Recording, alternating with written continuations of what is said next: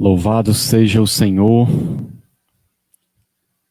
Jesus realmente tem a supremacia, é o Rei dos Reis, e nós vamos estudar muito sobre isso hoje, porque na mensagem de hoje nós vamos falar sobre o reino de Deus. Mais uma mensagem que nós estamos trazendo, mensagem baseada na declaração doutrinária da Convenção Batista Brasileira, e hoje o tópico que nós estudaremos é o reino de Deus. Então, o reino de Deus, irmãos, é o domínio soberano e universal de Deus e é eterno. Ou seja, reino fala de um domínio, de um governo soberano, porque Deus é soberano, e esse governo é eterno. Vamos ver primeiramente o que diz lá em Daniel, capítulo 2, versículo 44, a respeito desse reino. Daniel 2, 44. Esse texto de Daniel é uma profecia, um sonho que Daniel interpretou. E nessa interpretação, ele fala algo muito interessante aqui no versículo 44, quando ele diz assim: mas nos dias destes reis, que reis? Os reis que ele havia falado anteriormente. No sonho aqui, ele falou do Império Grego, Império Romano, etc. E aí ele fala, nos dias destes reis, o Deus do céu suscitará um reino que não será jamais destruído. Olha só o que Daniel disse, que Deus suscitaria um reino que nunca ia ser destruído. Este reino não passará a outro povo.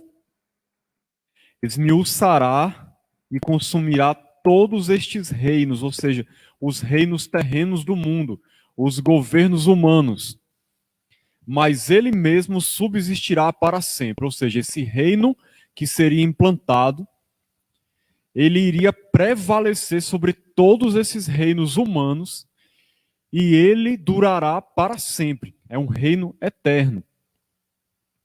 Versículo 45 diz: como viste que do monte foi cortada uma pedra, sem auxílio de mãos, e ela esmiuçou o ferro, o bronze, o barro, a prata e o ouro. Aqui ele está descrevendo o sonho que ele estava interpretando. O grande Deus fez saber ao rei o que há de ser futuramente. Certo é o sonho e fiel a sua interpretação. A título de esclarecimento, essa pedra a que ele se refere aqui é Jesus Cristo. É a pedra que esmaga todos os outros reinos. É como foi dito depois no Novo Testamento. É a pedra de esquina, a pedra angular, a pedra que serviu de sustentação para o reino de Deus, que é o próprio Jesus Cristo, que é o Rei dos Reis. Então, esse reino de Deus é o governo soberano de Deus sobre o seu povo. É um reino que se estenderá para sempre. Nós já temos que compreender isso. E agora nós vamos entender quando foi que começou esse reino e quais são suas características, como é que ele surgiu, qual é a realidade dele hoje, qual será a sua realidade futura, como é que é a nossa participação nesse reino, quem é que participa, como é que se faz para entrar. Tudo isso nós vamos aprender hoje aqui. A primeira coisa é que esse reino é também o domínio de Deus no coração dos homens que voluntariamente a ele se submetem pela fé, aceitando-o como Senhor e Rei. Aqui eu estou lendo a declaração, certo? Então olha só o que diz aqui como é interessante. O domínio de Deus no coração dos homens. Homens, no caso aqui, tanto faz homem ou mulher, né? Esse sentido aqui é de humanidade. Aqueles que voluntariamente se submetem pela fé, ou seja, eles não foram coagidos, eles não foram obrigados a entrar nesse reino, eles tomaram uma decisão depois que ouviram a palavra da verdade, a pregação do evangelho, e o Espírito agiu nas suas vidas, eles livremente decidiram que queriam participar, entrar nesse reino e fizeram essa tomada de decisão pela fé, quando creram no Senhor Jesus Cristo, reconhecendo a Ele como seu Senhor e Salvador. E aí Jesus passou a ser o rei de todo aquele que crê, de nós também que cremos. É assim o reino invisível nos corações regenerados. Nós vamos ver isso aqui nos textos bíblicos como o reino de Deus, no momento, ele é um reino invisível. É um governo de Deus no coração das pessoas, que opera no mundo e se manifesta pelo testemunho dos seus súditos. Então, esse reino está presente, é invisível, mas opera no mundo, ele está se expandindo, está crescendo, e ele se manifesta pelo nosso testemunho. Porque nós, a igreja, somos os cidadãos, os súditos desse rei, os cidadãos desse reino. E nós somos aqueles responsáveis por levar a mensagem do reino de Deus. Então, o reino de Deus se manifesta no mundo através da sua igreja, através do nosso testemunho, da nossa vida, é que as pessoas podem ter contato com o reino de Deus. E, obviamente, também, à medida que as pessoas conhecem a palavra e creem nela, o reino de Deus se manifesta nas suas vidas. Vamos ler aqui para a gente compreender melhor os textos que embasam essas declarações. Nós vamos ler Mateus, capítulo 4, versículo 17. Daí por diante, passou Jesus a pregar e a dizer: arrependei-vos, porque está próximo o reino dos céus. Nós vemos aqui, logo no início do seu ministério, que quando Jesus começou a pregar, ele anunciou: está próximo o reino dos céus. Em outras palavras, o reino dos céus é chegado. É uma mensagem bem parecida com a que João Batista pregava antes de Jesus vir, já anunciando o reino de Deus. E Jesus, assim que chegou, ele começou a ordenar que as pessoas se arrependessem, porque o reino de Deus agora era uma realidade. Estava sendo implantado a partir dele, da sua vinda ao mundo. É muito importante a gente compreender isso, irmãos, porque o reino de Deus começou a ser implantado com a vinda de Cristo a este mundo. Quando ele se encarnou aqui, começou a sua pregação, e as pessoas começaram a se converter e crer nele, o reino de Deus começou a ser implantado no coração das pessoas. Uma observação sobre esse texto, ele fala o reino dos céus. Tem gente que às vezes quer fazer diferença, dizendo que o reino dos céus é uma coisa, que o reino de Deus é outra, mas não. É a mesma coisa. É uma expressão sinônima. Mateus, ele fala reino dos céus porque ele estava escrevendo para judeus, principalmente. E os judeus, nós sabemos que tinham muita reserva com relação a falar o nome de Deus. Então, Mateus, sabendo disso, ele se refere como sendo o reino dos céus. Mas todos compreenderam que era o reino de Deus. É a mesma coisa. Vamos ler também aqui Lucas capítulo 17, versículo 20.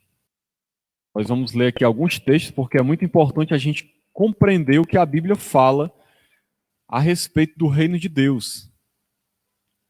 E até para a gente compreender como a nossa declaração foi baseada aqui, se fundamentou na Bíblia. Não foi invenção da cabeça de ninguém. Tudo que foi declarado aqui, que a gente leu, nós podemos verificar, como estamos fazendo aqui, sempre temos feito nessas mensagens, podemos verificar na Bíblia. Olha só, Lucas 17, 20.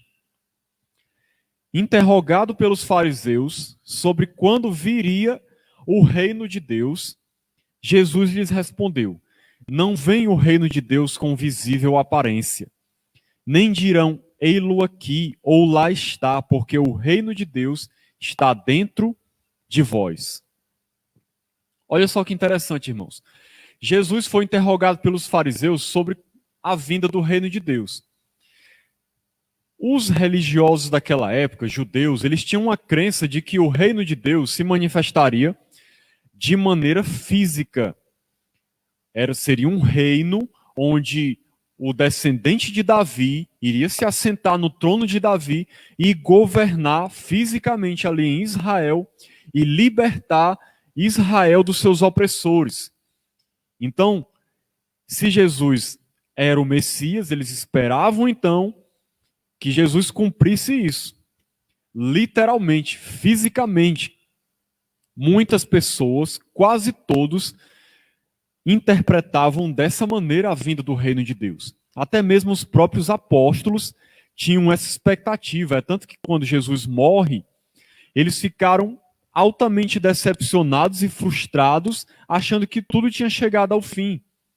E talvez até achando que Jesus não era o Messias prometido, o ungido de Deus que ia ser o rei descendente de Davi que iria reinar. Então havia essa dúvida. E aí os fariseus fizeram essa pergunta a Jesus e Jesus faz um esclarecimento aqui maravilhoso para a nossa compreensão. Ele diz que o reino de Deus não vem com visível aparência. Como a gente leu aqui na declaração também, é um reino invisível. Não é um reino visível, você não pode ver o trono, você não pode ver os seus limites, você não pode enxergar ele como uma realidade presente fisicamente nessa terra, onde você possa localizá-lo geograficamente. Não é assim o reino de Deus. O reino de Deus é invisível. E Jesus fala aqui claramente que o reino de Deus está dentro de vós. Ou seja, o reino de Deus, na verdade, está dentro do coração de todo aquele que crê. O reino de Deus se manifesta na vida dos crentes, na vida de cada pessoa que crê em Jesus, que atende o seu chamado de arrependimento, confessa os seus pecados, recebe a Cristo, essa pessoa se torna automaticamente um cidadão do reino de Deus. E o reino de Deus passa a ser uma realidade dentro do coração dela. Vamos ver aqui também João, capítulo 3, versículo 3 ao 5, para a gente ver o próprio Jesus falando aqui sobre como é que se entra nesse reino. Ele falando com Nicodemos, ele diz assim: a isto respondeu Jesus: em verdade te digo que se alguém não nascer de novo, não pode ver o reino de Deus. Perguntou-lhe Nicodemos: como pode um homem nascer sendo velho? Pode porventura voltar ao ventre materno e nascer segunda vez? Respondeu Jesus: em verdade te digo, quem não nascer da água e do Espírito não pode entrar no reino de Deus. Ou seja, qual é a condição claramente colocada por Jesus aqui para entrar no reino de Deus? É nascer de novo, é crer. E aí você passa a ser uma nova criatura e se torna um cidadão do reino de Deus. Veja o que Jesus falou aqui para Pilatos em João capítulo 18, versículo 36. Para a gente compreender mais ainda sobre essa realidade do reino de Deus. Jesus, respondendo a Pilatos, ele diz assim: o meu reino não é deste mundo. Se o meu reino fosse deste mundo, os meus ministros ou os meus servos se empenhariam por mim, para que não fosse eu entregue aos judeus. Mas agora o meu reino não é daqui. Olha só, Jesus diz claramente: o meu reino não é deste mundo, é um reino espiritual. E se fosse realmente um reino deste mundo, teria havido uma luta armada, uma resistência contra a morte de Jesus. Então lhe disse Pilatos: logo tu és rei? Respondeu Jesus: tu dizes que eu sou rei. Eu para isso nasci e para isso vim ao mundo, a fim de dar testemunho da verdade. Todo aquele que é da verdade ouve a minha voz. Então Jesus, ele é o rei que veio ao mundo para reinar, mas de um reino invisível, de um reino espiritual. Acredito que isso ficou bem claro. E aí você pode estar se perguntando: e agora, irmão, que Jesus morreu, como é que ficou essa realidade do reino de Deus? Deixa eu ler aqui para você Efésios capítulo 1, versículo 2. Então, versículo 20. Efésios 1, versículo 20. Olha o que diz aqui como é interessante. O qual exerceu ele em Cristo, falando sobre o poder de Deus, ressuscitando-o dentre os mortos e fazendo-o sentar à sua direita nos lugares celestiais. Então, depois que Jesus ressuscitou, ele sentou-se à direita de Deus nos lugares celestiais, acima de todo principado e potestade e poder e domínio e de todo nome que se possa referir, não só no presente século, mas também no vindouro. Ou seja, Jesus está acima de tudo e de todos. Ou seja, ele é o soberano, governante do mundo, o rei. É isso que ele está querendo dizer. E diz mais: e pôs todas as coisas debaixo dos pés, para ser o cabeça sobre todas as coisas. O deu à igreja, a qual é o seu corpo, a plenitude daquele que a tudo enche em todas as coisas. Esse versículo 22, que diz que todas as coisas estão debaixo dos seus pés, bate muito com aquele versículo lá de Coríntios que diz que convém que ele reine, até que todos os seus inimigos sejam colocados debaixo dos seus pés, e que o último inimigo a ser destruído é a morte. No livro de Atos, capítulo 2, não vou ler aqui, mas se os irmãos quiserem ver depois, fala também sobre Davi, que profetizou que um descendente seu haveria de sentar no seu trono. E aí o texto explica que ele estava se referindo com isso, quando ele afirmou isso, ele estava se referindo à ressurreição de Jesus.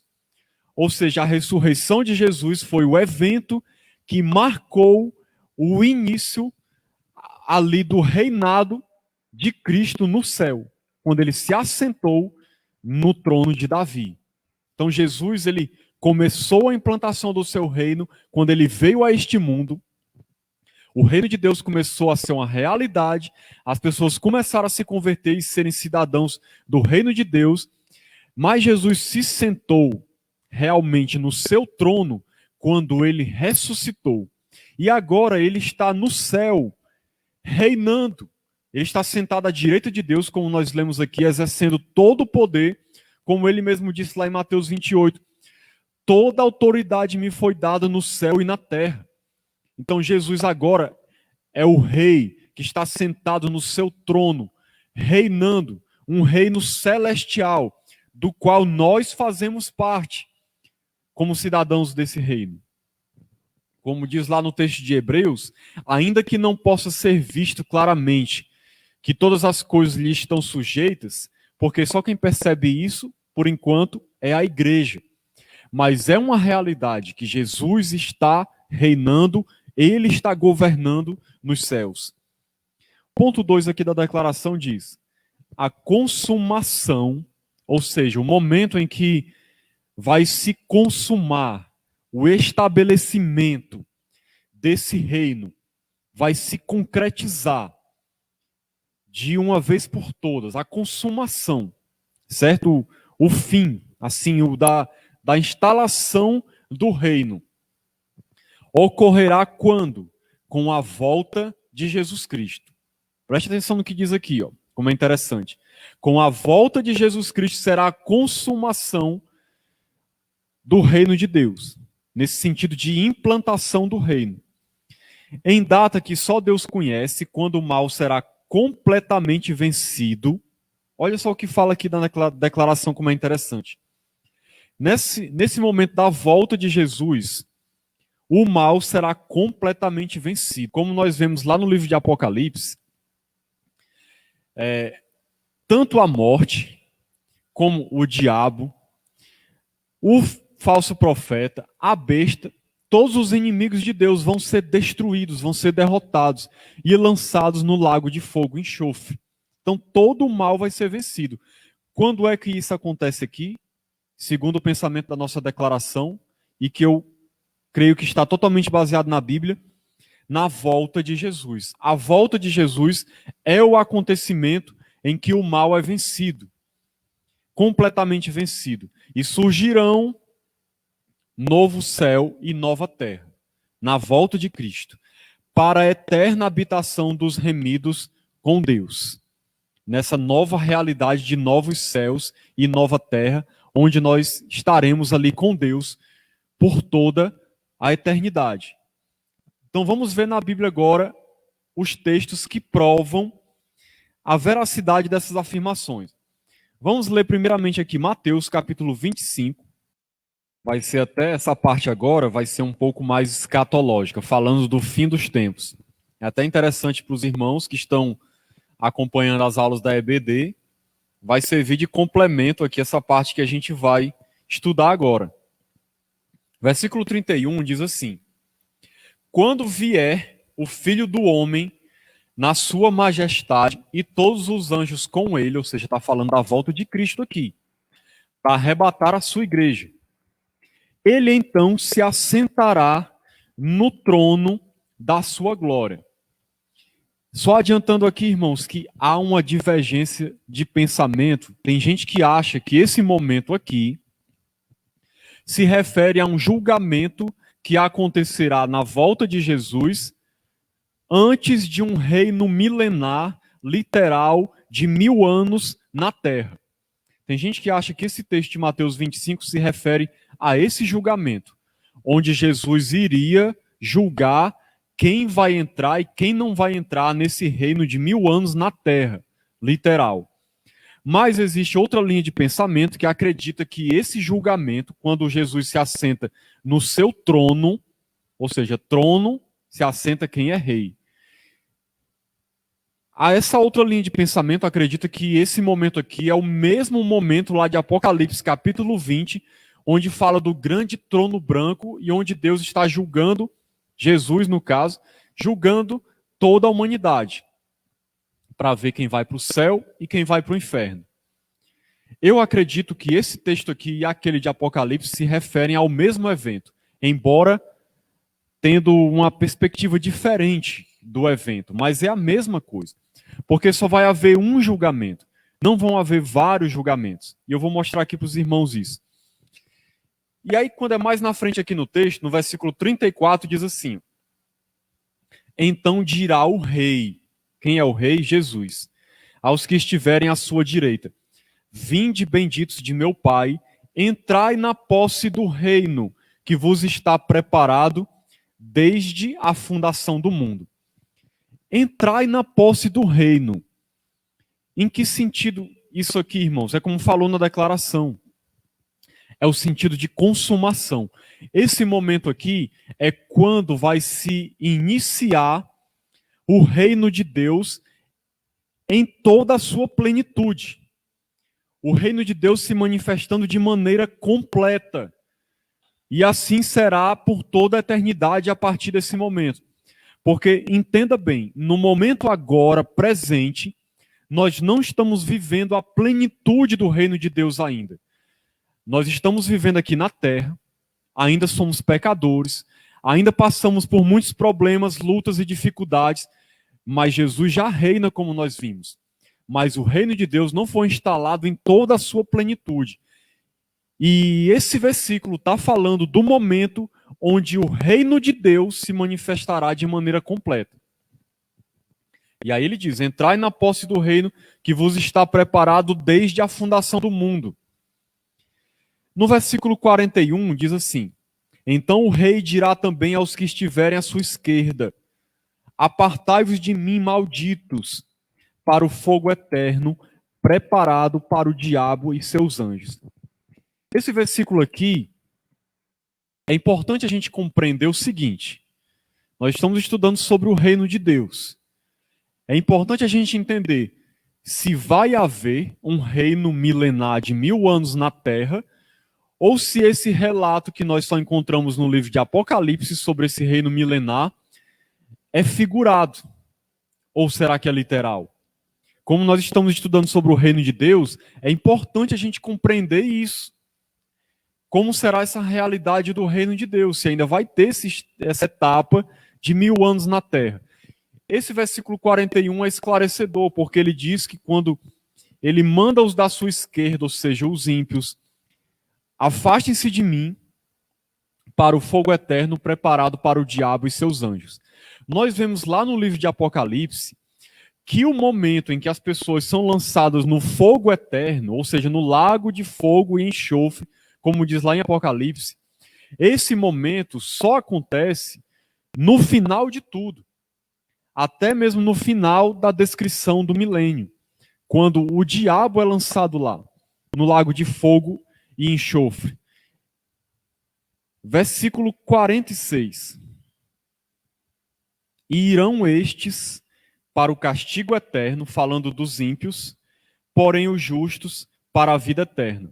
Então, esse texto desse julgamento mostra claramente que logo depois do julgamento, tem uns que vão para o fogo eterno e tem outros que vão para a vida eterna.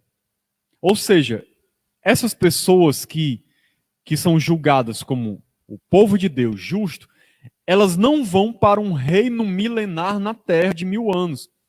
Perceba que depois que elas são consideradas justas, é dito no texto que elas vão para a vida eterna, ou seja, vai começar o estado eterno. O texto não aponta em nenhum momento para que, dizendo que esse julgamento se refere a um julgamento para ver quem vai entrar num reino de 1000 anos na terra ou não. Pelo contrário, o texto mostra que uns vão para o fogo eterno e outros para a vida eterna. Ou seja, logo depois desse julgamento é a eternidade. A eternidade. Vamos ver aqui agora, 1 Coríntios 15, 24. O texto de 1 Coríntios 15, um pouco antes desse versículo 24, estava falando sobre o momento da ressurreição dos mortos. Ou seja, o momento em que a igreja é arrebatada para se encontrar com Cristo. E aí no versículo 24 diz: então virá o fim, quando ele entregar o reino ao Deus e Pai. Olha só que interessante, irmãos. Logo depois do arrebatamento da igreja, já no final de tudo, que é na volta de Jesus, diz que virá o fim. Ou seja, virá o fim de tudo, naquele momento, da existência terrena neste mundo. E aí, naquele momento, Jesus entrega o reino ao Deus e Pai. Por que Jesus faz isso? Porque a partir daquele momento vai começar o estado eterno. E o papel de Cristo já se findou nessa terra. Então, mais uma vez, isso prova que não vai ter ainda mais um reinado de 1000 anos aqui na terra. O momento da existência terrena vai acabar aqui. Na volta de Cristo e com o arrebatamento da igreja, ele entrega o reino ao Deus e Pai. Por quê? Porque ali, naquele momento, Jesus vai ter terminado de cumprir o seu papel redentor. É muito importante compreender isso. Quando Jesus termina de cumprir o seu papel redentor e nos livra totalmente da presença do pecado e da morte, que é destruída naquele momento ali, então ele entrega o reino ao Deus e Pai, porque ele cumpriu a sua função como o rei, como aquele que trouxe a redenção para o seu povo. E aí ele entrega o reino ao Deus e Pai e diz assim: quando houver, ou seja, quando é que ele entrega? Quando houver destruído todo o principado, bem como toda potestade e poder. Porque convém que ele reine, até que haja posto todos os inimigos debaixo dos pés. Então, até quando é que Jesus vai reinar? Nós estudamos que Jesus está reinando no céu. Ele está exercendo essa função de reinar diretamente. O Pai colocou sobre ele essa atribuição agora, nesse momento. E ele vai reinar até quando? Até que todos os seus inimigos estejam derrotados. Quando é que isso acontece? Essa derrota total? Na volta de Jesus. Por isso que no versículo 26 diz: o último inimigo a ser destruído é a morte. É o último inimigo a ser destruído é a morte. Nós lemos lá na frente, no versículo 55, que quando Jesus volta, é dito aquele texto: tragada foi a morte pela vitória. Momento da volta de Cristo é a derrota final da morte. O último inimigo é destruído naquele momento da volta de Cristo. Então, naquele momento da volta de Cristo, acompanha o raciocínio, é o momento em que ele termina o seu papel redentor e entrega o reino ao Deus e Pai. Naquele momento também ele destrói todo o principado e potestade. Por quê? Porque tanto a besta como o falso profeta e o diabo vão ser todos lançados no lago de fogo e enxofre. E tudo isso, irmãos, perceba que ele está falando que acontece na sua vinda. Por que eu estou destacando isso? Porque o reino de Deus, ele existe nesse momento de maneira invisível, e na vinda de Jesus começará o reino que vai durar por toda a eternidade, onde Jesus vai entregar o reino para Deus e Pai. Ou seja, não haverá um reino de 1000 anos, literal, milênio aqui na Terra. Não existe base bíblica para isso. Mais na frente, no versículo 28, ele diz assim: quando, porém, todas as coisas lhe estiverem sujeitas, então o próprio Filho também se sujeitará àquele que todas as coisas lhe sujeitou, para que Deus seja tudo em todos. Ou seja, naquele momento, só para a gente compreender, Jesus volta à mesma função que ele sempre teve por toda a eternidade. O Pai como sendo a liderança na Trindade e Jesus, o Filho, submisso a ele em função, não em essência, porque em essência eles são iguais. Mas Jesus exerce uma função que é subordinada ao Pai, em função, compreenda bem isso, não em valor, em essência, como se o Pai fosse mais importante que o Filho. Então, quando o Filho cumpre o seu papel, entrega o reino ao Deus e Pai, que aí governará por toda a eternidade. E Jesus governando junto com ele. Porque Jesus foi dito, profetizado, que ele é um rei que governará por toda a eternidade. Eu vou ler aqui agora só mais um versículo para a gente finalizar.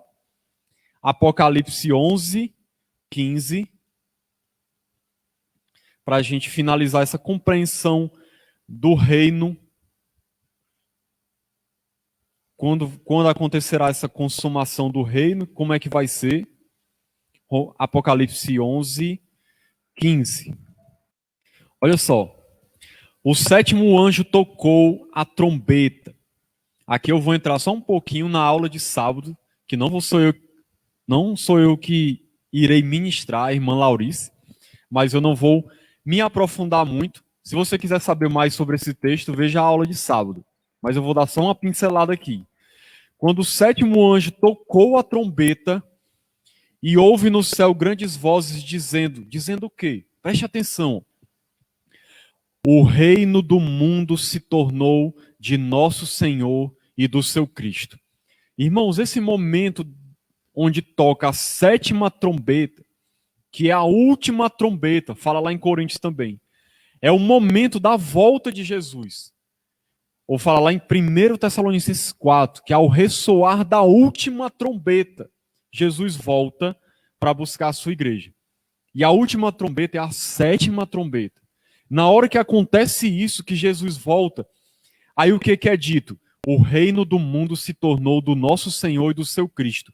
Ou seja, ele implantou de maneira completa o seu reino. Consumou a sua obra, é isso que está dizendo aqui.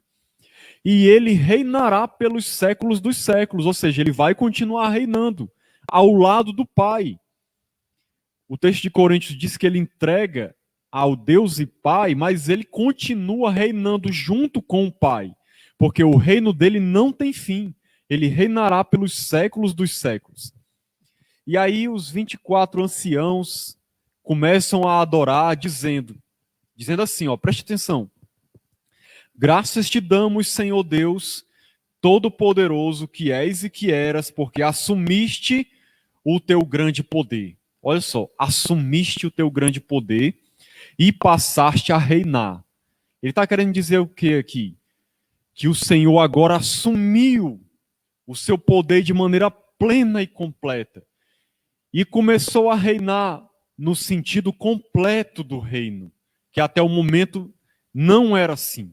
Agora ele reina de maneira completa e todos estarão submissos ao reino de Deus, porque aqueles que não estiverem serão condenados e lançados no inferno. Toda criatura que estiver agora vai ser cidadão do reino. Na verdade, as nações se enfureceram, chegou, porém, a tua ira e o tempo determinado para serem julgados os mortos. Olha que interessante, no momento dessa volta de Cristo aqui, é o mesmo momento que chegou o tempo do julgamento. E também para se dar o galardão aos teus servos e os profetas. Tudo acontece na volta de Jesus. É o momento que será o julgamento, é o momento do galardão para a igreja, é o momento em que o reino de Deus é implantado de uma maneira plena. Ou seja, o reino de Deus começou aqui, e aí logo depois é o juízo final. Onde é que está milênio literal de 1000 anos aqui na Terra? Não existe. Não existe, como eu disse, as pessoas pegam um texto de Apocalipse, que é figurado e interpretam de maneira literal.